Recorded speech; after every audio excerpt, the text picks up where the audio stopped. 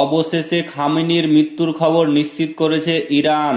40 দিনের রাষ্ট্রীয় শোক ঘোষণা ইরানের। তো ফ্রেন্ডস, এই নিয়ে থাকছে বিস্তারিত আলোচনা শুরু করার পূর্বেই আপনাদের কাছে ছোট্ট একটি রিকোয়েস্ট করছি, আপনি যদি আমাদের এই চ্যানেলটিকে এখনো পর্যন্ত সাবস্ক্রাইব করে না থাকেন তবে এইরকমই নতুন নতুন ভিডিও সবার আগে দেখার জন্য অবশ্যই সাবস্ক্রাইব করে নেবেন।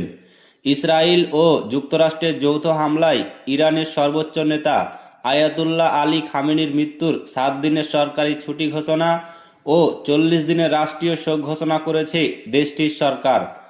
ফার্স নিউজ এজেন্সির বরাতে এক প্রতিবেদনে এই তথ্য জানিয়েছে আল জাজারিয়া।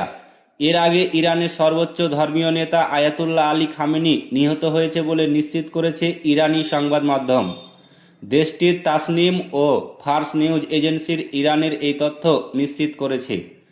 এছাড়া এই হামলায় ইরানের সর্বোচ্চ নেতা আয়াতুল্লাহ আলী খামেনির মেয়ে জামাতা ও নাতি বিমান হামলায় নিহত হয়েছেন। রোববার 1 মার্চ ইরানি সংবাদ মাধ্যম ফার্স সংবাদ সংস্থার বরাতে আল জাজারিয়া এই তথ্য জানায়। উল্লেখ্য, শনিবার 28 ফেব্রুয়ারি খামেনির প্রাসাদ লক্ষ্য করে হামলা চালায় যুক্তরাষ্ট্র ও ইসরায়েল।